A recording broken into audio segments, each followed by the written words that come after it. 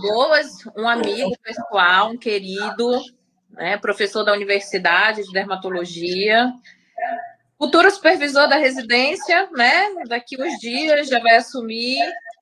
Então, teleconsultor também do núcleo aí de telesaúde do HUGZ e que se disponibilizou vir dar essa aula aqui no final do expediente, que eu tenho certeza que vai ser de muito proveito para todos, né? Principalmente para quem atende aí na atenção primária. E tem uma demanda altíssima dessas dermatoses, aí que é importante reconhecer e tratar adequadamente. Obrigado, fico muito feliz pelo convite e obrigado por ter lembrado e por tudo. Desafio aceito dessa aula. Já posso começar? Pode sim, pode começar. Então, gente, como a Lu já adiantou, as dermatoses, elas, uma quantidade relativa, significante dos atendimentos realizados na atenção primária da saúde são compostos de dermatoses. E assim, as doenças de pele, nas suas mais variadas apresentações, são causas frequentes de procura, né, nos serviços e em dermatoses causadas por agentes biológicos, dermatoses inflamatórias e dermatoses neoplásicas. Sendo que hoje a gente vai abordar as principais delas de forma que a gente consiga, pelo menos, estruturar na nossa mente como raciocinar em frente a essas dermatoses. Então, vamos começar falando das dermatoses causadas por agentes biológicos, que são comuns na nossa prática médica, começando pelas aquelas que são causadas por fungos. E aí, quando a gente pensa em dermatoses causadas por fungos, a gente vem em mente o nosso surto atual de esporotricose. A esporotricose é uma doença causada por um agente fúngico, né, que cada vez mais são encontrados casos urbanos. É uma doença, de certa forma, universal, é presente em vários locais do mundo, mas a gente tem casos especialmente presentes no Brasil e também na China. Esse fungo que causa são múltiplos, são vários possíveis que compõem um complexo, o complexo Sporotrix, tá bom? Nos casos associados à endemia urbana, que são associados à transmissão através do gato, a zoonose, classicamente é causado pelo Sporotrix brasiliensis. É uma doença que é mais frequente nas áreas tropicais e que, quando a gente vê, a apresentação clínica mais comum é a formação dessa úlcera. E essa úlcera é acompanhada de uma linfangite, ou seja, um acometimento dos linfonodos nas proximidades da úlcera. E aí é interessante a gente lembrar que a esporotricose tem uma associação intrínseca no seu ciclo zoonótico com os gatos. O gato, ele é um mamífero que tem uma imunidade que não é tão boa quanto a gente. Então, a doença nos gatos tende a ser geralmente grave e tende a evoluir a óbito com uma elevada frequência. Quando acomete os felinos, a gente vai encontrar a formação de úlceras. E essas úlceras, elas também são infectantes, né? E, eventualmente, o agente pode ser transmitido ao ser humano por meio de arranhadura e também mordedura. Então, o gato vai, morde ou arranha e a partir desse trauma ocorre a inoculação desse fungo. E uma vez inoculado, começa a gerar as lesões características. Então, a apresentação mais comum da esporotricose é justamente essa forma cutâneo-linfática. Ou seja, a gente vai ter a formação de uma úlcera e aí vai começar a ter o acometimento dos linfonodos nas os linfonodos adjacentes aonde houve a lesão. Geralmente, esses linfonodos, eles se tornam inchados, dolorosos, com sinais clássicos de inflamação. E não é raro que a úlcera comece a ter esse aspecto aqui, como se fosse mais verrucoso, né, que a gente consegue ver nessa foto da direita, porque começa a ocorrer o ressecamento de secreção nessa lesão. O diagnóstico, o principal mecanismo, o principal recurso de diagnóstico, além, claro, de uma história sugestiva, né, o paciente que apresenta essa úlcera com linfangite, tendo uma história de trauma com o gato, já é muito sugestivo, mas, além disso, a cultura para fungos é o padrão ouro no nosso diagnóstico, tá bom, gente? E o tratamento, a gente tem duas opções medicamentosas principais, o itraconazol e o iodeto de potássio. O itraconazol é feito na dose de 100 a 400 miligramas dia, e até a cura clínica, então nem sempre o tratamento é rápido. Pode demorar de 1 a poucos meses, mas até a cura definitiva, tá bom? Além disso, o esporotrix, que é o fungo que causa esporotricose, ele é um fungo que tem uma termossensibilidade, então em temperaturas acima de 40 graus ele tende também a morrer. Então uma forma de tratamento, principalmente naquelas pacientes que, por exemplo, gestantes ou que têm comorbidades que não permitem um tratamento clínico, é compressa morna, por exemplo. Existem outras formas de tratamento, inclusive a criocirurgia, que é menos utilizado. Mas o principal tratamento que a gente tem com facilidade é justamente o itraconazol, que a gente consegue dispensação rápido. Uma outra micose que a gente também não pode esquecer é justamente a Pityriasis versicolor. Pityriasis versicolor, também chamado de pano branco, é extremamente comum e é causado por um fungo do gênero Malassezia. São várias possibilidades de agentes, né, mas a maioria é inclusa no gênero Malassezia, e é uma doença que tem uma predominância em adultos jovens, principalmente aqueles adolescentes que estão passando pela puberdade. Tende a acometer tanto homens quanto mulheres, e é interessante perceber que a Pityriasis versicolor, normalmente, ela apresenta como se fossem surtos, então épocas melhor, épocas pior. A maioria dos pacientes pode ter um quadro mais localizado, mas eventualmente tem aqueles pacientes que têm um quadro muito mais disseminado. E é uma doença que é mais comum nessas áreas onde tem maior produção de oleosidade na pele. Então, na região do tronco, principalmente. O nome versicolor já fala justamente, traz para a gente um aspecto importante da doença, que é justamente esses múltiplos padrões de cor que as lesões podem ter. As lesões elas podem variar desde o castanho, também podem ser mais eritematosas, mais avermelhadas, como a gente vê aqui nessa foto do meio, ou ainda mais esbranquiçadas, como a gente vê na foto da direita. E por conta dessa apresentação aqui das lesões mais hipocrômicas, que o nome mais usado para ela, junto à população, é de pano branco. Mas a gente não pode esquecer que as lesões não necessariamente sempre vão ser esbranquiçadas, tá bom? E essa diferença das cores são associadas a vários fatores, tanto associados ao hospedeiro quanto também ao fungo. E aí uma forma interessante da gente fazer o diagnóstico é justamente quando a gente pega e faz o estiramento da pele.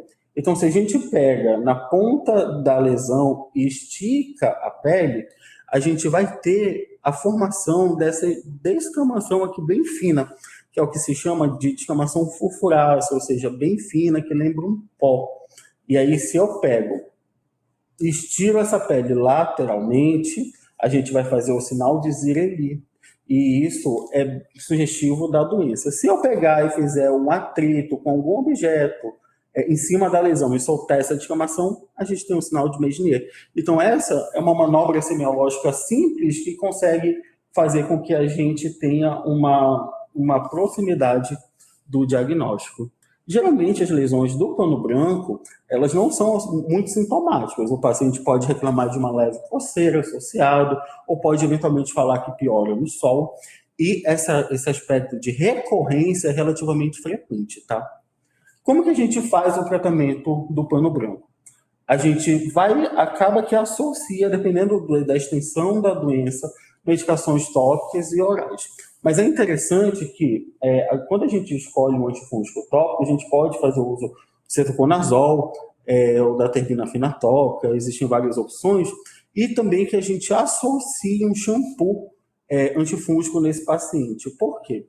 Porque esse paciente ele vai ter uma quantidade, o reservatório de Malassezia justamente no couro cabeludo.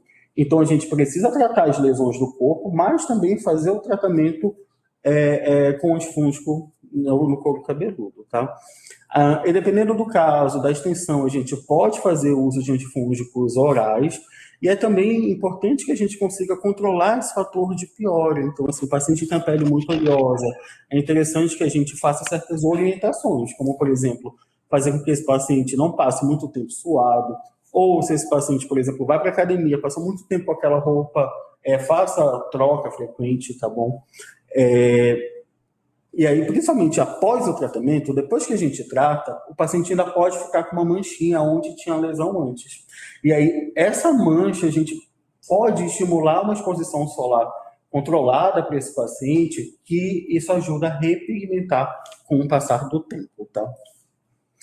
Uma outra micose que é frequente na prática médica é justamente a candidíase. A gente precisa lembrar que as leveduras, né, do gênero Cândida, elas podem fazer lesão de pele. E quando acomete a pele, acomete principalmente a região das dobras. E aí, nas áreas de dobra, o que a gente vai encontrar? A gente vai ver, geralmente, uma placa eritematosa, macerada, com esse aspecto mais úmido. E quando a gente vê na periferia, a gente vai ver essas pápulas, essas bolinhas satélites que ficam próximas à lesão maior. Isso acomete com mais frequência a região de dobra, que não falei, axila, virilha e também na região inframamária.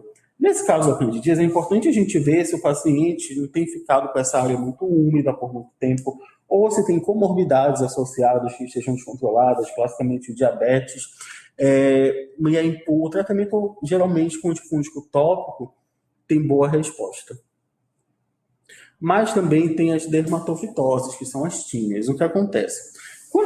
Tanto o pano branco, quanto a petequias escola, quanto a candidíase é causada por fungos que ficam mais superficiais ali, né? Já as dermatofitoses são causadas, tem como origem os fungos dermatófitos, que é um grupo diferente de fungos. E isso reflete também uma diferença na apresentação das lesões. Aqui, esse caso, é que o paciente comumente vai chamar de impinge. As dermatofitoses podem cometer qualquer área do corpo, do couro cabeludo até a ponta do pé. E a lesão clássica é justamente essas daqui que a gente consegue ver. São placas, ou seja, lesões sólidas, e que essa placa ela tem uma atividade, ou seja, a gente vai ver mais vermelhidão, mais descamação na região periférica. E na região central, a gente vai ver que é uma lesão que parece que tem menos atividade no centro que na borda. Isso reflete justamente o padrão de crescimento da lesão, que tem um crescimento centrífugo, ou seja, de dentro para fora. Então, e quando a gente olha também na periferia da lesão, a gente consegue ver esse aspecto como se fosse uma nuvem, que a gente vê muito bem aqui nessa foto da axila, que tem esse aspecto como se fosse uma nuvem, que a gente chama de cicinado. Então, toda vez que vocês encontrarem essas lesões vermelhas, com a borda mais ativa, mais vermelha, com essa descamação fina, vocês conseguem ver aqui nessa foto da região posterior do pescoço, com essa descamação mais na borda, pensa nessa possibilidade de ser uma tínia, tá bom? E aí a tínia, ela pode acometer diversas áreas que não falei. Então, uma área também que tem uma apresentação frequente é justamente nessa região inguinocrural, mais comum em homem e tende a ter uma extensão maior no lado esquerdo comparado com o lado direito. E aí, quando a gente vê, nessa foto aqui, a gente vê que tem aquele aspecto que a gente discutiu ainda agora. É uma lesão que tende a ser mais cicinada, com esse formato de nuvem, e se a gente olha aqui na periferia, está mais vermelho que na região do centro. E aí, como que a gente pode, por exemplo, diferenciar de uma candidíase que a gente viu ainda agora? Que na candidíase vai ter as bolinhas aqui na região ao redor, e aqui não vai ter. Mas também os fungos, eles podem cometer o couro cabeludo. E aí, quando acomete o couro cabeludo, pode ser tanto dentro do fio, quanto por fora do fio, ou ainda nos dois. Então, a gente precisa lembrar que as dermatofitoses no couro cabeludo é a principal causa de queda de cabelo na infância. E aí a gente pode encontrar diversos padrões de acometimento dos fungos no couro cabeludo. E aí, quando a gente fala no couro cabeludo, a gente automaticamente lembra da faixa etária pediátrica. Então, a gente pode ter desde lesões em placa, geralmente uma lesão única, com sinais claros de inflamação, como a gente vê nessa foto da esquerda, que a gente tem uma lesão mais eritematosa, com uma placa bem delimitada, mas ainda pode ter uma apresentação que a gente chama de padrão tricofítico, ou seja, múltiplos padrões, múltiplas placas pequenas que às vezes a gente nem consegue ver onde começa e onde termina. Uma dica que chama a atenção para a gente nesses quadros é que, geralmente, a tina do couro cabeludo, quando tem esse acometimento dessa região, a gente vai ter uma queda de cabelo, mas quando a gente olha, a gente vai encontrar vermelhidão, a gente vai encontrar eritema, a gente pode encontrar uma descamação também na área afetada. E também não é raro que a criança reclame de coceira ou ainda a sensação de ardência e incômodo. Existem formas também inflamatórias da tínia do couro cabeludo. E essas formas inflamatórias, a gente vai encontrar muita pústula, muita secreção, a gente vai encontrar um exudato ali na região. E aí, quando a gente tem essas formas inflamatórias, a gente precisa fazer um tratamento assertivo. Por quê? Primeiro de tudo, se ficar muito tempo inflamado, pode gerar uma alopecia cicatricial, ou seja, nessa área que foi perdido aqui, nessa foto da direita, provavelmente não vai ter um retorno dos fios após o tratamento. E também é importante que a gente trate para evitar a transmissão para outras crianças, tá? E aí é importante que a gente lembre que a tínia do couro cabeludo é uma indicação formal de antifúngico oral. O antifúngico tópico isolado acaba que não vai ter boa resposta. E aí pode ser usado tanto a tervinafina, ajustado para a idade, quanto também a grisofulvina. Grisofulvina na dose de 10 miligramas quilo, a questão que a grisofulvina tem que ser manipulada. A terbinafina, talvez às vezes consegue a medicação pronta, mas na maioria das vezes também tem que mandar manipular, porque é um pouco difícil de encontrar na farmácia, tá? Mas aí lembrar que nem toda queda de cabelo é micose. Aqui a gente tem 2 quadros que até se assemelham entre si. Só que aqui é uma queda de cabelo causada pela sífilis. E nessa segunda é uma micose do couro cabeludo, uma tínia do couro cabeludo. Nessa foto da esquerda, a gente vê um eritema, a gente vê uma área sem cabelo, mas a gente vê que tem uma vermelhidão, tem uma leve descamação, o que a gente não vê na foto da direita. Aqui na foto da direita, quando a gente para ver, parece que o paciente perdeu o cabelo e a pele aqui embaixo está normal. Então, nesse quadro aqui, da direita, a gente tem uma alopecia areata. Na alopecia areata, a gente tem uma inflamação que acontece na parte mais profunda do couro do fio, do folículo piloso. E aí, como inflama, cai. É a segunda causa mais comum de perda de cabelo na infância. E a primeira é justamente a tínia do couro cabeludo, que a gente vê aqui nessa foto da esquerda.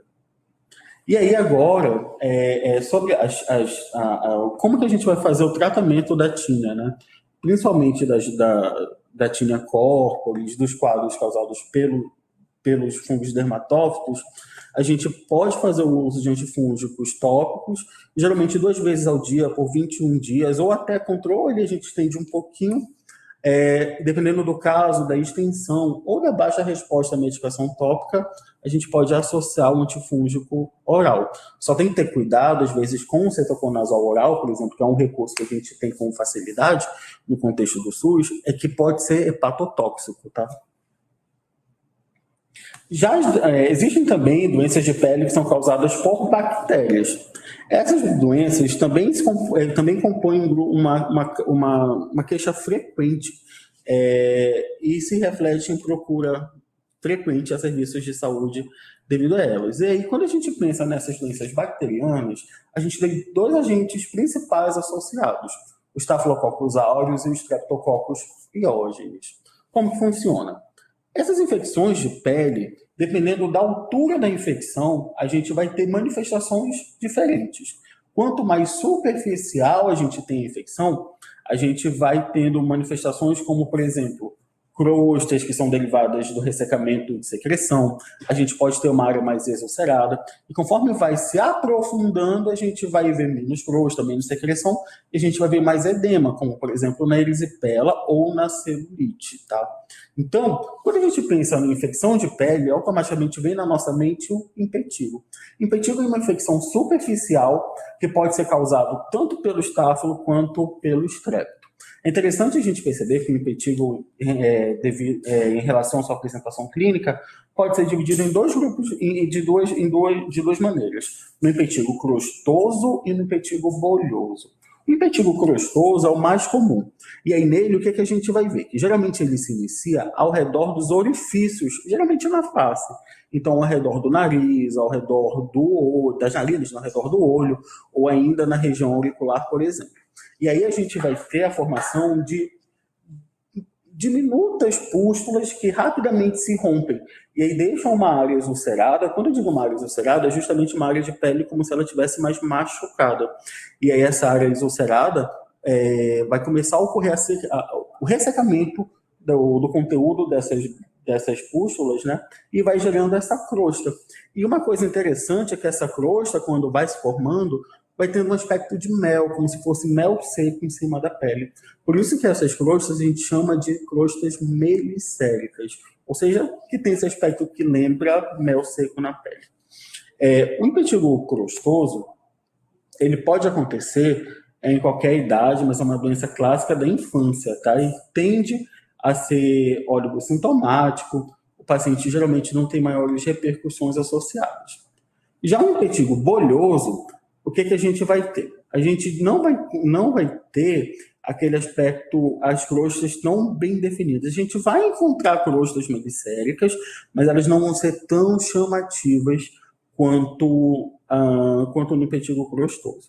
O impetigo bolhoso, ele tem como principal agente o Staphylococcus aureus, tá? O crostoso pode ser tanto estáfilo quanto estrepto. Já o impetigo bolhoso, o que acontece? Nessa apresentação, a gente vai ter a formação de bolhas, e isso tem a ver com a produção de toxinas pelo próprio agente, e essa bolha vai se romper. E quando se rompe, a gente vai começar a ter um aspecto... a gente pode ver na periferia da lesão, como se fosse o teto dessa bolha que rompeu, e também na periferia a gente pode encontrar essas crostas mais melicéricas. Que às vezes gera na lesão um aspecto como se fosse uma queimadura de cigarro. O impetigo bolhoso, ele é menos frequente, mas em compensação o tratamento tem que ser assertivo. Por quê? Porque a gente pode ter outras complicações associadas a ele e também a gente tem que ajustar bem o antibiótico, como a gente vai ver um pouquinho mais na frente. Então, pode acontecer em áreas de dobra, e quando a gente olha, a gente vê que não tem tanta crosta, mas em compensação a gente ainda vê, mas principalmente a gente vai ver teto de bolha na periferia. Lembrar que essas infecções de pele, elas são agudas, então rapidamente o paciente evolui para chegar no quadro como a gente vê. O ectima, ele tem uma apresentação um pouco diferente do que a gente estava vendo. Aqui é como se fosse um impetigo que ficou mais profundo. Classicamente, a gente tem o ectima nos membros inferiores, e nele, o que a gente vai ver? A gente vai ver uma úlcera, que geralmente é pequena, mais profunda. E aí, quando a gente olha, a gente vê que tem essa crosta no leito da úlcera, o que isso é justamente a crosta produzida pelo agente.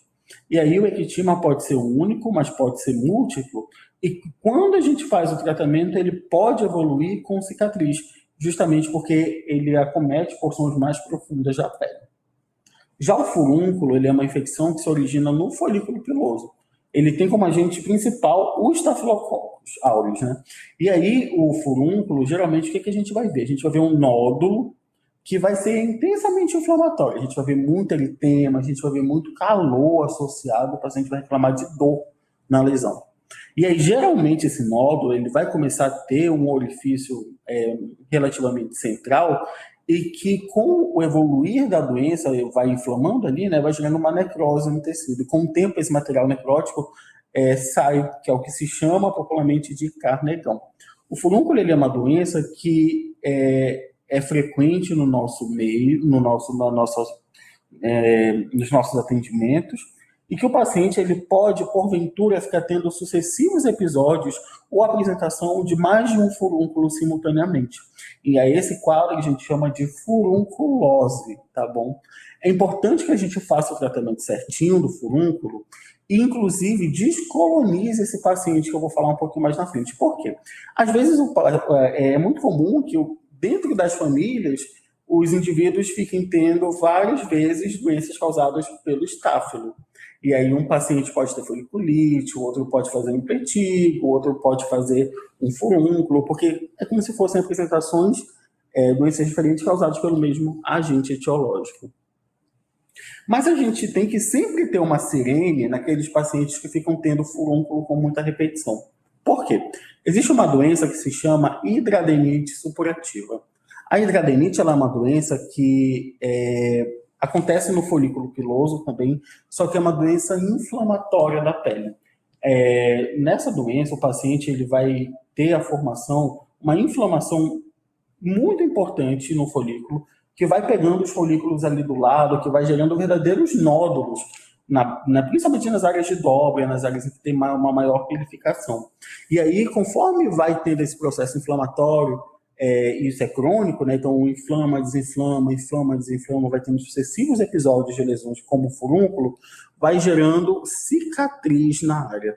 Uma dica que eu posso dar para vocês é que a hidradenite supurativa é uma doença que cursa com a formação de comedões, ou seja, como se fossem cravos. Então, aqui nessa área que eu estou circulando, é justamente um comedão. Então, toda vez que vocês olharem um paciente que está tendo furúnculo direto, há 6 meses, 1 ano, lembrem dessa possibilidade. Por quê? A hidradenite ela é uma doença que é frequente, só que ela é pouco diagnosticada. E aí, quando o paciente já chega com esse quadro cheio de cicatrizes, o tratamento é muito mais complicado do que quando diagnosticado no início, tá? E aí, como que a gente vai fazer o tratamento das doenças bacterianas da pele? A gente vai, primeiro, tem alguns fatores que a gente tem que pensar. A localização da doença, o tanto da superfície corporal que está acometido, a profundidade da lesão, se esse paciente tem sintomas sistêmicos ou não, se tem comorbidades, ou se existe a possibilidade desse estáfilo ser resistente. Geralmente o impetigo ele é tratado com antibiótico tópico, mas assim, em casos mais extensos, a gente pode fazer medicação oral. É importante lembrar que a cefalexina acaba que ela não vai ter uma cobertura tão boa contra o estáfilo. Então, em casos de lesões que a gente está suspeitando de estafilococos, é importante que a gente faça esse ajuste, tá? Estrépito pega muito bem, mas estáfilo é bom a fazer esse ajuste. O ectima, que é aquela úlcera mais profunda, que geralmente acomete a perna, a gente tende a ter uma preferência pelo antibiótico sistêmico, tá bom? E quando eu falo antibiótico tópico, qual o principal que a gente tem de recurso?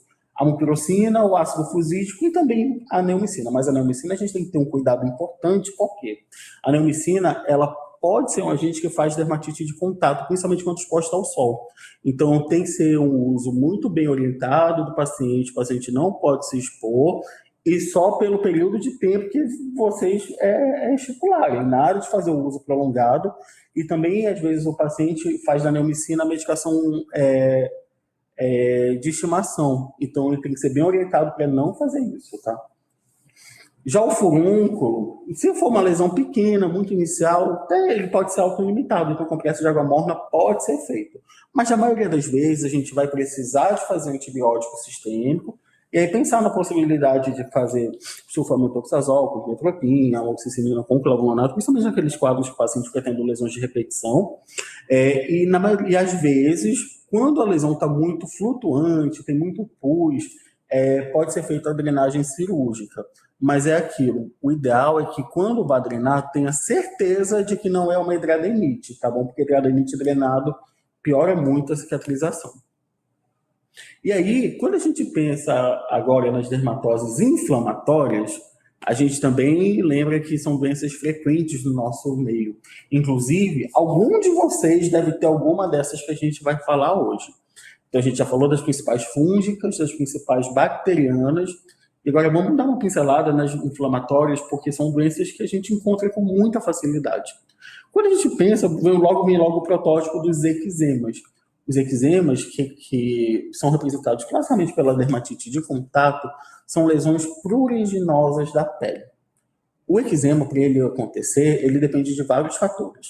A pele tem que estar depende da substância em que a pele vai entrar em contato, depende do grau de hidratação da pele, se é uma área de dobra ou não. Mas o que acontece? Na maioria das vezes, a nossa pele ela é estruturada para entrar em contato com as coisas do meio ambiente sem ter grandes reações, no sentido de não se irritar com as coisas em que entra em contato nela. Só que, eventualmente, o paciente ele pode ter uma sensibilidade um pouco maior a alguns desses agentes.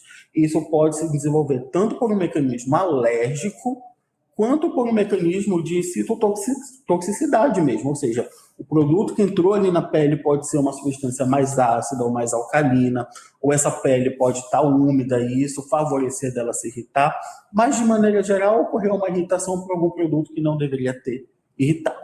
E aí a dermatite de contato se instala justamente por isso. E aí o que a gente vai ver? A gente vai ver, dependendo do tempo de evolução desse eczema, diferentes manifestações.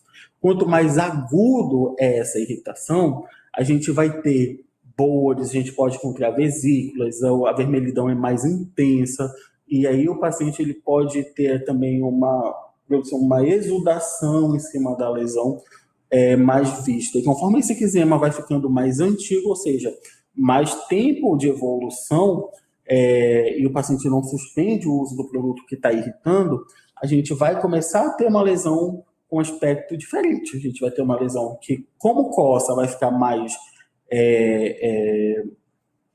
endurecida, a gente vai ter a liquenificação, que é um sinal clássico de coceira. Se a gente vê uma lesão liquenificada, ou seja, com a acentuação dos sulcos naturais da pele, é um sinal que a gente nem precisa, o paciente nem precisa falar para a gente que está coçando. A gente já vai entender que ele está coçando e que está coçando há muito tempo. Então, quanto mais crônico o eczema, mais a gente vai ter um espessamento da pele, uma pele mais liquenificada e que pode estar associado também a fissuras. E aí, dependendo da área em que a gente encontra o eczema, a gente consegue, pelo menos, direcionar a nossa história clínica a entender melhor qual a possibilidade de produto que está irritando a pele desse paciente. Por exemplo, se a gente tem o eczema nas mãos, o que a gente vai começar a pensar? A gente vai começar a pensar nos produtos que podem estar associados à irritação na mão, ou seja, o que esse paciente anda tocando ou fazendo que possa estar predispondo ao aparecimento dessa irritação. E aí, nesse caso, a gente precisa lembrar, por exemplo, o paciente que lava muita louça, pode fazer uma dermatite de contato que a gente chama irritativa, ou seja, o detergente, o solvente que é usado na hora de lavar a louça pode estar irritando o paciente que faz muito trabalho doméstico. Desinfetante, água sanitária, o próprio detergente, isso pode gerar uma irritação que forma dermatite de contato irritativa nas mãos. O principal sintoma que esse paciente vai falar para a gente é coceira. E aí ele vai falar que a pele fica seca, coça muito. Ele pode falar também que qualquer coisa racha a mão. Isso são sintomas bem clássicos da doença. Mas ainda, por exemplo, um paciente, no nosso caso, que a gente tem muito contato com luva de látex, o paciente que tem alergia ao látex também pode fazer lesão nessa área. Então, a história clínica nesses pacientes que chegam com lesões irritadas de eczema ajuda a gente, uma boa história, uma boa HDA, ajuda a gente a entender melhor o que está acontecendo com ele. Por exemplo, aqui esse paciente chegou com essa área muito irritada ao redor da boca. O que a gente vai chegar um paciente assim com vocês? A gente vai ter que começar a ver no cotidiano dele o que pode estar mais associado. Se isso pode ter associação com a pasta de dente que ele tem usado, se ele está usando algum tipo de gloss, algum tipo de maquiagem que possa predispor, ou ainda se esse paciente trocou de cosmético. Então, a gente tem que começar a associar a área onde o eczema está presente com as possibilidades de irritação na região. E aí, quando a gente vê essa irritação ao redor dos olhos, principalmente na pálpebra superior, a gente precisa lembrar da possibilidade de alergia ao esmalte. E essa localização, às vezes, bilateral na pálpebra superior é típica. Então, toda vez que vocês encontrarem paciente que tem essa irritação já de longa data, que coça muito na pálpebra superior, claro que sem outros comemorativos, é importante ver esse histórico de esmalte que a paciente tem usado. Além disso, é muito comum, por exemplo, na criança que tenha essa irritação nos lábios. Quando a gente pensa nessas irritações do lábio, a gente tem que, principalmente na infância, pensar em duas possibilidades. o creme dental que esse paciente está usando, mas também pode acontecer de fazer dermatite de contato pela saliva. Então, paciente que costuma hidratar muito os lábios com a saliva, isso pode ser uma causa de dermatite de contato também. Aqui, quando a gente olha, o que a gente vê? Que esse paciente parece que está desenhado aqui no pé dele.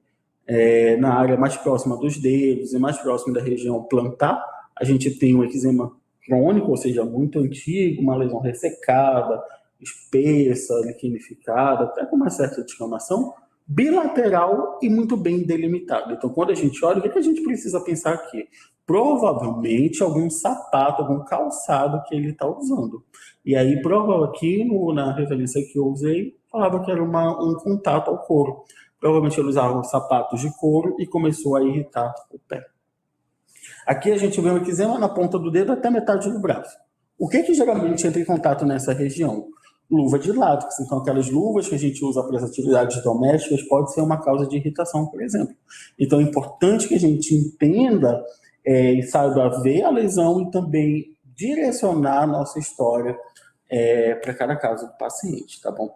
É importante a gente lembrar também que o padrão de cor muda conforme a cor do paciente. Então, pacientes que têm um fototipo mais alto, a gente acaba que não vê um eritema tão intenso, a vermelhidão não fica tão vermelha. A gente vai ter tons mais puxados para o roxo. E quanto menor o fototipo do paciente, a gente consegue ver a vermelhidão com mais intensidade. E aí, o que acontece? Esses dois casos são eczemas crônicos. Então, aqui, apesar de ter esse aspecto diferente entre uma e outra, todas elas são dermatites de contato, tá bom? E aí, o que acontece? A gente tem 2 tipos de dermatite de contato. E isso é associado ao mecanismo imunológico do aparecimento delas. A dermatite de contato por irritante ou a dermatite de contato alérgica. Só no olho, a gente não consegue saber qual dos 2 tipos é. E isso é importante. Por quê? Porque quando a gente tem um mecanismo alérgico, a gente tem que ter alguns cuidados. Esse paciente ele não pode mais voltar a ter contato com o produto, senão a gente já vai ter automaticamente um retorno das lesões e às vezes pode ter um quadro progressivo com o passar do tempo. Já a dermatite de contato irritativa, às vezes a gente tratando bem, melhorando a qualidade da pele, reidratando, a gente até pode não ter as lesões quando o paciente voltar a ter contato. E aí, o teste de contato ele ajuda a gente a diferenciar entre qual dessas 2 possibilidades a gente está lidando. E aí, ele é um teste que a gente, vocês já devem ter ouvido falar, e como que funciona? É como a gente gruda no paciente uma fita que tem as substâncias que mais comumente causam alergia. Existem várias baterias disponíveis. A bateria padrão, que é a bateria brasileira, né, que teoricamente são os produtos que mais comumente causam alergia na nossa população, mas tem, por exemplo, a bateria de cosméticos, a bateria de cabelo, que tem os produtos que mais comumente são usados em produtos de cabelo, ainda a bateria de unha, bateria latino-americana, são vários possíveis. E aí a gente gruda o adesivo com essas substâncias no dorso, geralmente, do paciente, e depois a gente faz a leitura. E aí a gente consegue entender, por exemplo, qual o produto que está irritando. Quando a gente olha aqui, a gente vê que o paciente ele tem esse eczema muito próximo onde fica o botão da calça. Então, quando a gente olha essa lesão, a gente entende que esse paciente provavelmente está fazendo uma alergia ao níquel, que é presente no botão da calça. Quando a gente olha nessa foto do lado, a gente vê que esse eczema está muito localizado. E ele se localiza principalmente na área onde se apoia a tira de borracha da sandália. Então, aqui, esse paciente provavelmente vai ter uma dermatite de contato alérgica ao látex ou ao produto da borracha, tá bom? Aqui é muito claro, aqui é uma associação muito fácil de fazer entre a lesão no punho e a pulseira que o paciente estava usando. Uma causa clássica de irritação é quando o paciente, a criança principalmente, vem com lesão aqui na raiz da coxa. Quando vocês encontrarem eczema nessa região da raiz da coxa, muito bem delimitada nesse aspecto, lembrem sempre da possibilidade de ocorrer uma dermatite de contato pelos produtos de limpeza que são usados aqui na tampa do vaso sanitário. A gente precisa lembrar que, quando usa o vaso, a maioria das pessoas tem um contato direto da pele com a tampa. Então, se aqui ainda tem produtos de limpeza, frequentemente pode gerar uma irritação na área, tá? E aí lembrar, todos esses quadros de eczema coçam muito. A psoríase é uma doença que é frequente na nossa população. Mais ou menos 1% da população vai ter psoríase, tá bom? E a gente não pode esquecer da psoríase. Por quê? A psoríase é uma doença que tem 3 sinais principais: vermelhidão, infiltração, ou seja, a lesão fica grossa, e descamação. A gente não viu agora, falando das doenças inflamatórias, nenhuma doença que fizesse uma descamação tão intensa. Então, toda vez que vocês encontrarem uma lesão vermelha, que está ficando mais grossa que a pele normal do paciente, que descama, e principalmente com uma descamação grossa, por vezes prateada e bem dura, aderida à pele, lembrem da possibilidade da psoríase. A psoríase é uma doença que não precisa de exame de sangue, não precisa de biópsia para fechar o diagnóstico. Na grande maioria das vezes, o diagnóstico é clínico. E aí é uma doença crônica que vai acometer a pele, pode acometer outros sistemas, como osteoarticular, uma doença metabólica também. Um paciente que tem psoríase tem maior risco de ser obeso, de desenvolver hipertensão, e é uma causa também, um fator de risco para infarto. A psoríase, as lesões de pele podem acometer do couro cabeludo até a região palmar. Classicamente, a gente vai ter uma doença nas áreas externas, então na parte externa do joelho, na parte externa do cotovelo, mas também pode acometer em áreas especiais, como, por exemplo, couro cabeludo, região genital, região palmo-plantar. E principalmente na região palmo-plantar, a gente precisa diagnosticar rápido e tratar certinho. Por quê? Porque é uma região que atrapalha muito, ou diminui muito a qualidade de vida do paciente. Na maioria das vezes, os quadros de psoríase são mais localizados, mas pode acontecer do paciente já chegar com lesões disseminadas. O que eu preciso que vocês lembrem? Que a psoríase é uma doença que a abordagem inicial é corticoide tópico e hidratação da pele, assim, corticoide tópico de alta potência. E aí, quando o tratamento tópico não dá efeito, aí a gente já tem que ir para os imunossupressores orais. Não é interessante que o paciente com psoríase, assim, nesses quadros, faça uso de corticoide sistêmico, ou seja ele oral ou injetável. Por quê? Porque a gente pode ter até uma melhora inicial das lesões. Só que quando tira o corticoide, a gente pode ter tanto um rebote, mas também abrir formas graves de psoríase, inclusive lesões pustulosas em cima dessas placas. Ou ainda fazer um quadro de eritrodermia, que é quando o paciente tem 80%, 90% da superfície corporal com vermelhidão e descamação.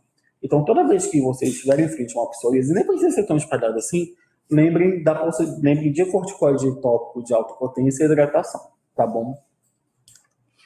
Já a dermatite seborreica, que é a famosa caspa, é extremamente comum. Provavelmente, se bobear, todo mundo aqui deve ter algum grau de dermatite seborreica. E aí, o que acontece? Também são lesões que ficam vermelhas e que descamam. Só que aqui, a descamação ela não é tão intensa quanto na psoríase. Além disso, a dermatite seborreica, ela comete classicamente áreas em que tem maior produção de oleosidade. Então, região atrás da orelha, canto do nariz, região entre a sobrancelha, até o próprio couro cabeludo. Também pode acometer região interescapular, região external. E aqui na dermatite seborreica, a escama ela tende a ser mais fina, mais oleosa que na psoríase, tá bom? E é uma doença que tem muita associação, uma doença crônica, né, que comumente acontece em períodos de crises, melhora, piora, tem associação com estresse emocional, tem associação com o aumento da umidade da pele também. E, inclusive, pode acometer recém-nascidos. E aí é relativamente comum que a gente encontre essa vermelhidão, esse eritema, junto com essa descamação, principalmente no couro cabeludo, eventualmente no tronco, e geralmente nos 3 primeiros meses de vida. E aí, como que a gente vai fazer o tratamento da dermatite seborreica? A dermatite seborreica, a gente pode ter uma associação, acaba que a malacésia, que é o mesmo fungo que causa o pano branco, que a gente falou lá no início, pode servir como um gatilho inflamatório para a doença. Então, a gente usa antifúngicos tópicos, tanto em shampoo quanto também na lesão, e a gente também pode associar corticoide tópico. E aí lembrar que o corticoide tópico é uma medicação, então tem seus efeitos colaterais associados a ela. Então, sempre associar a potência do corticoide à área que a gente está usando. Então, área de face, região de dobra, evitar de fazer corticoide tópico de alta potência, por exemplo, clobetasol, albendazol, por muito tempo. Sempre prefiro corticoides de potência mais baixa para aumentar a segurança nessa região, para evitar de fazer estria, hipertricose, alteração de pigmentação, dosificação, enfim, são muitos efeitos colaterais possíveis associados ao corticoide, tá bom? E aí uma opção, por exemplo, de corticoide tópico de baixa potência é a hidrocortisona, que é facilmente acessível na nossa realidade. E aí, para fechar, a gente falou das principais inflamatórias, a gente falou das principais causadas por agentes biológicos, e para fechar, vamos falar um pouco das neoplasias. É importante a gente lembrar que a gente mora num país tropical e, considerando a região amazônica, uma região próxima do Equador, então a gente tem uma incidência maior de radiação. E o principal fator de risco para o desenvolvimento de câncer de pele é justamente a exposição solar. E aí, a principal neoplasia associada do ser humano são as neoplasias de pele não melanoma, principalmente o carcinoma basocelular e o carcinoma espinocelular. E são cânceres, principalmente o CBC, é um câncer que tem um crescimento muito lento. E isso faz com que o paciente, às vezes, não procure atendimento, porque ele vai se acostumando. Ele fala, esse é um sinal que começou como uma espinha e vai crescendo lentamente. E quando a gente vê, já está em proporções maiores, e até mesmo depois o tratamento fica um pouco mais dificultado. Na maioria das vezes, eu falando especificamente do carcinoma basocelular, que é a forma mais frequente, ele está associado à exposição crônica, à exposição solar crônica. Mas o carcinoma basocelular é um câncer que, apesar de muito frequente, ele é um câncer que tem uma probabilidade baixíssima de enviar metástase. Apesar disso, ele tem um poder destrutivo local muito importante. Então, ele é um câncer que vai crescendo e ele é uma lesão friável. Então, o paciente com frequência fala que quando ele toma banho, vai se secar, por exemplo, sangra. Ou quando o paciente, eventualmente, passa a mão ou coça, sangra também. Então, esse aspecto de uma lesãozinha que sangra com frequência chama muita atenção para essa possibilidade. Clinicamente, o CBC, ele pode ter várias apresentações. A apresentação mais comum dele é o CBC nodular, que ele geralmente é um nódulo brilhante que acomete as áreas fotoexpostas, principalmente o rosto. E aí, o que chama a atenção é essa questão do brilho, que a gente chama de um brilho perolado, ou seja, tem um brilho mais ou menos de pérola quando incide luz. E com o tempo, essa lesão ela pode começar a ficar ulcerada. Se a gente olhar com calma, a gente consegue ver que tem algumas telangiectasias. Então, essas telangiectasias também falam muito a favor dessa possibilidade. O carcinoma basocelular, que não falei, ele tem um crescimento lento, no entanto, contínuo. E a principal forma de tratamento do CBC, qual é? É cirurgia. Então, até tem possibilidade de medicações, enfim, mas principalmente elas são úteis nos casos em que o paciente não tem possibilidade de cirurgia, tá bom? Então é importante que a gente saiba diagnosticar precocemente, porque eventualmente o paciente chega num nível em que a cirurgia é muito complicada. E aí, na maioria das vezes, a cirurgia de pele não é só o corte junto um lado com o outro. A gente, dependendo do tamanho da lesão, a gente tem que fazer retalho, outras reconstruções de rosto. E aí são lesões extremamente frequentes e que a gente precisa dar o diagnóstico rápido, tá? E aí o que acontece? Às vezes o CBC ele vai tendo esse aspecto mais cicatricial e aí a gente vai tendo uma lesão com crescimento mais centrífugo. E aí essa aqui, no lado direito, é a apresentação mais comum. É uma pápula geralmente rosada, da cor da pele do paciente, mas tem esse brilho. E essas telangiectasias aqui superficiais. Uma coisa também que a gente precisa ter atenção é que às vezes o paciente fala que ele está tendo uma cicatriz numa área onde ele não tinha antes. Então, essa cicatriz, sem ter trauma, assim, liga a possibilidade, liga a sirene, né, para a possibilidade de um carcinoma basocelular, um CBC. Só que numa forma que a gente chama de CBC esclerodermiforme. Essa forma, que parece uma cicatriz, é uma forma que tem um tratamento um pouco mais difícil, um pouquinho mais complicado do que tende a ser um CBC até um pouquinho mais agressivo do que os outros. Já o carcinoma espinocelular, ele também tem uma associação importante com o sol. E aquela radiação cumulativa de todo dia pegar um pouquinho de sol. Então, aquele paciente que tem histórico de ter trabalhado em zona rural, paciente que pegou muito sol na vida, inclusive em atividades laborais. Mas também tem outros fatores de risco, como, por exemplo, o tabagismo, cicatriz crônica. Então, aquele paciente que tem uma cicatriz de muitos e muitos anos, é importante que você fique de olho. Por quê? Se a gente começa a ter uma alteração no aspecto da cicatriz, a cicatriz começa a ficar mais verrucosa, ou a cicatriz começa a ficar maior, ou com um cheiro que não tinha antes, ou do nada a cicatriz começa a sangrar, isso liga a sirene para a possibilidade de transformação maligna da cicatriz naquela localização. E isso vale para qualquer cicatriz mais extensa. E não é só esfaquelamento, que é o que classicamente a gente vê. O carcinoma espinocelular, geralmente, ele é uma lesão um pouquinho mais verrucosa, ou ainda pode ser uma lesão mais vegetante, mais friável, e que às vezes tem um odor fétido, principalmente nesses quadros mais exuberantes. Na maioria das vezes, ele também vai cometer áreas fotoexpostas, né, principalmente os induzidos pela radiação ultravioleta. E a radiação ultravioleta aqui é a principal causadora, o principal fator de risco, né? Tanto do CBC quanto do SEC.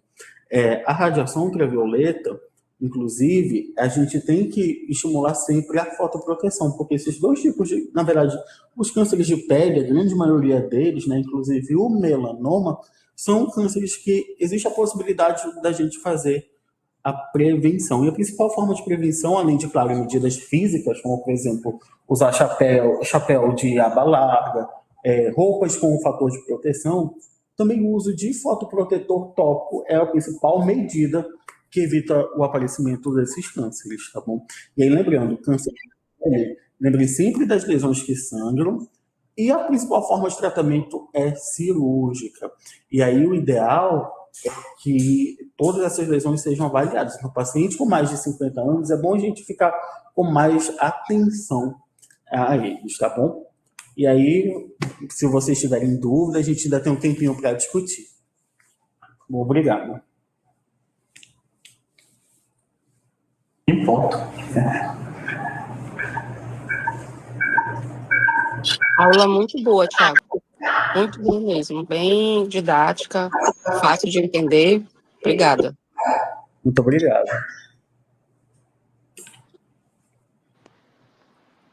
Adorei sua aula, viu, Thiago? Parabéns, ficou muito compreensível, muito prática. Adorei. Muito obrigado.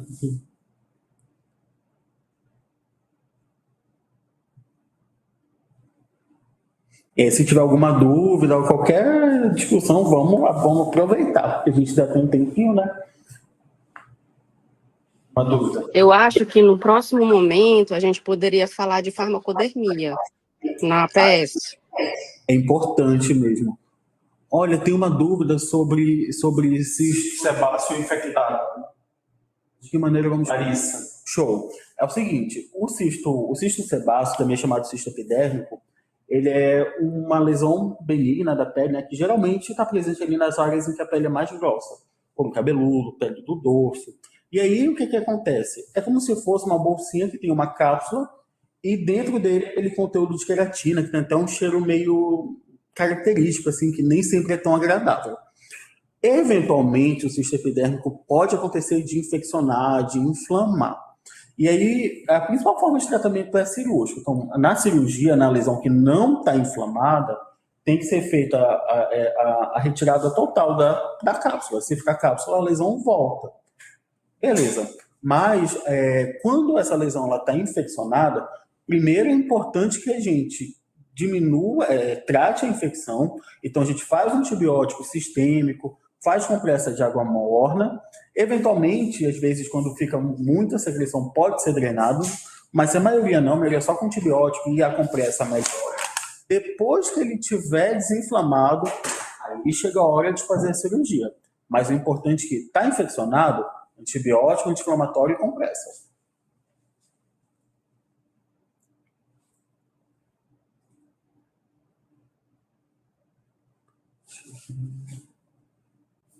Desculpa, é porque no caso, a gente orientei tudo isso, mas não estava melhorando, a paciente estava tendo bastante dificuldade nas atividades laborais, tudo, e aí eu optei por treinar. Realmente o que você falou, uma quantidade absurda de secreção, tudo, e por vários dias eu falei para ela para não ficar manipulando tudo, ela voltava comigo, a gente fazia expressão, tudo assim, com asepsia, bonitinho, só que foram vários dias, saiu uma quantidade muito grande. E aí eu orientei a lavagem com soro fisiológico, porque ficou um orifício. E aí com localização difícil, não tinha acesso a dermatologista fácil. E aí eu sei que deu medinho, perguntei para alguns amigos assim, pessoais, não, só lava com soro e passa a G.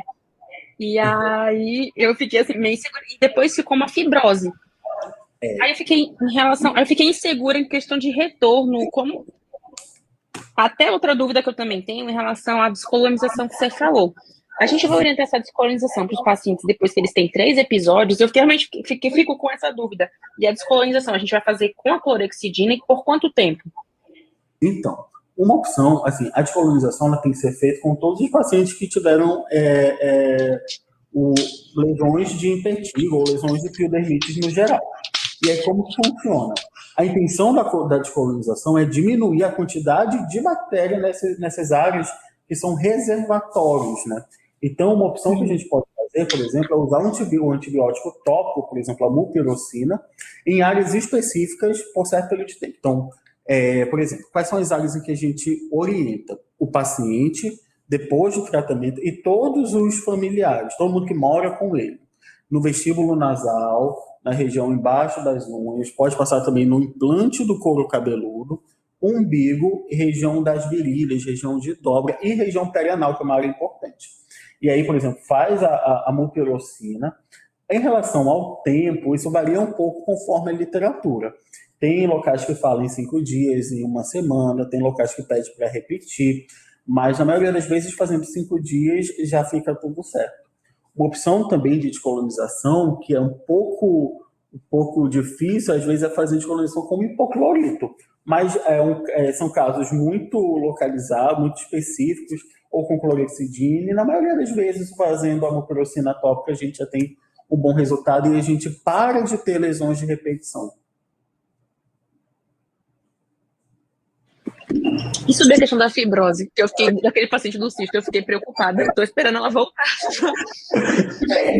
Vai ficar com uma cicatriz, pela história que tu me falou, vai ficar uma cicatriz ali. Foi em qual área em que teve? Foi no couro cabeludo? Foi aqui na região, não, foi aqui nas costas, aqui, próximo aqui do cóccix. Então vai ficar uma cicatriz. E aí qual é a questão? É que provavelmente esse cisto ele ainda não foi tratado. Pode ser que ele aconteça de aumentar com o passar do tempo, e pode ser que aconteça de infeccionar de novo. Espero que não, mas assim, pode acontecer. Uma opção também, às vezes, é quando o paciente não está respondendo, assim, escalonar um pouco o antibiótico.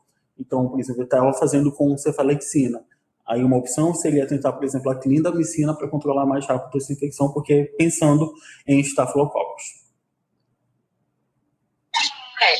Realmente, 3 dias que você falou que a gente já tinha até dobrado dose, estava fazendo compressa, estava fazendo tudo e não estava tendo melhora. Não ouvi muita coisa. Aí, por esse motivo, e já tinha ponto de flutuação, assim, você via que ia drenar a qualquer momento. Como ela estava muito ruim clinicamente, aí eu optei por drenar, mas eu sabia o tratamento certo. Eu falei, cara, isso tem que tirar cirúrgico, não vai resolver só fazendo isso. Mas não tinha como deixar a paciente daquele jeito.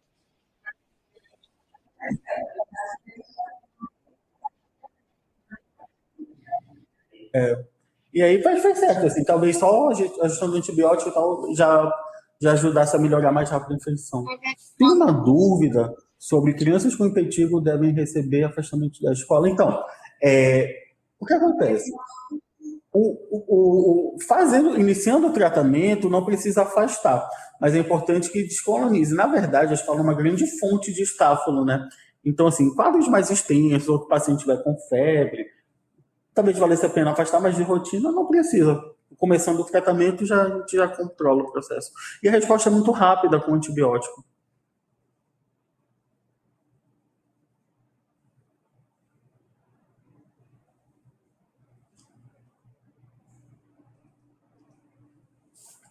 Mais alguma coisa?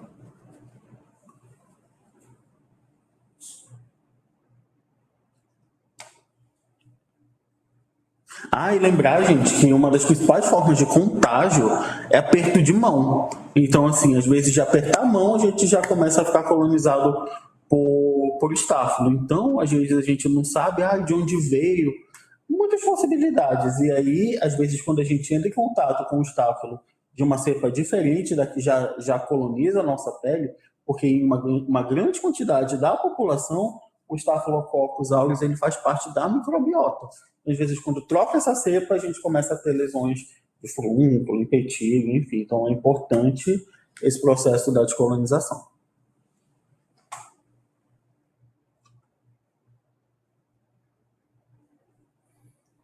Pessoal, só lembrando que vocês criam coragem de fazer as perguntas, eu coloquei aí no chat, tá? O link do nosso canal no YouTube, do canal do Núcleo de Saúde Digital, daqui.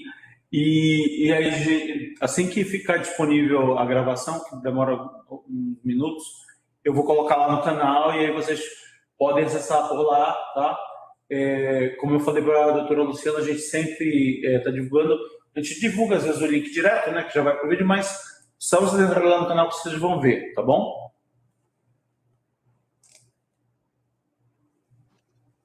Então, acho que é isso, né, gente? Acho que a gente já pode encerrar. Então, mais uma vez, obrigada, viu, Thiago? Maravilhosa aula. Muito obrigado, Lu. E aí, qualquer dúvida que tiverem, né, vocês podem passar, e aí eu faço essa ponte com o Thiago, tá bom? E também me coloco à disposição, né? Que eu tô com vocês qualquer coisa, também. Então tá, boa noite. Boa noite, doutora. Boa noite a todos. Tchau, tchau.